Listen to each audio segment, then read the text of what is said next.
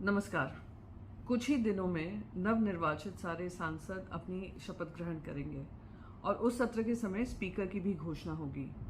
Speaker का role बहुत important role हो गया है और खास करके जब से भारतीय जनता पार्टी ने कुछ हथकंडों को अपनाकर संविधान को दरकिनार कर प्रजातंत्र के उसूलों को दरकिनार कर स्पीकर के प्रोफाइल को हुआ या गवर्नर के प्रोफाइल का इस्तेमाल कर अपनी मनमानी की है। पार्टियां तोड़ी हैं, सरकारें गिराई हैं, पार्टी पक्ष के जो सिंबल हैं, पार्टी के नाम हैं, जो उनका साथ देता है उनको दे दिए हैं और इसी मनमानी के चलते आज उनको खामियाजा भुगतना पड़ रहा है, जहां उनको सिंपल मेजॉरिटी से दूर रखा गया है। और ख़ास करके इस समय पर ये रोल इम्पोर्टेंट इसलिए हो जाता है क्योंकि अब ये जो लड़ाई है प्रजातंत्र और संविधान की, वो आगे लेकर जानी है। और उनके दो अलायंस पार्टनर्स जो खुद भुक्तभोगी हैं, टीडीपी और जेडीयू के साथ जिस तरीके से गठबंधन टूटा और जो अपशब्द कहे गए नीतीश कुमार जी को लेकर, वो तो सबके सामने है ही। अमित शाह की तरफ से बयानबाजी हुई थी। सेम चंद्रबाबू नायडू जी को कैसे स्टेट गवर्नमेंट के अपैरेटस का यूज़ करके केंद्र सरकार ने उनको जेल में डाला और उनके अधिकारों का हनन किया और उनको मजबूर किया कि किसी तरीके से वो कॉम्प्रोमाइज़ करें।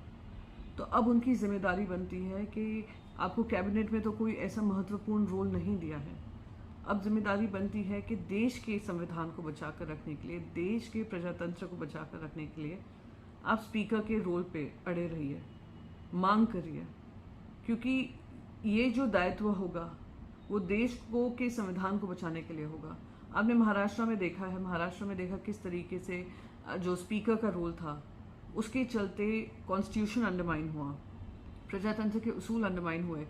सुप्रीम कोर्ट का बाकायदा वर्डिक्ट था कि डिस्क्वालिफिकेशन, जो एमएलएज जिन्होंने पार्टी विप को डिफाई किया और जाकर फ्लोर टेस्ट में किसी के खिलाफ वोटिंग की है, उनको डिस्क्वालीफाई होना चाहिए।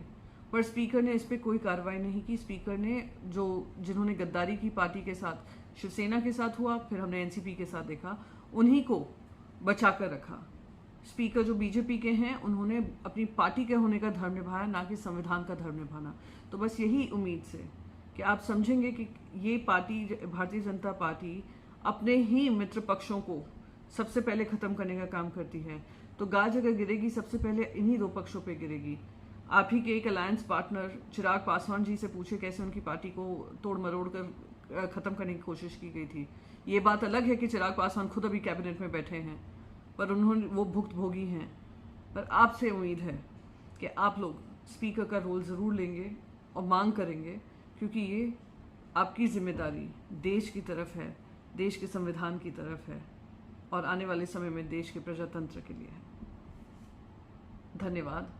जय हिंद।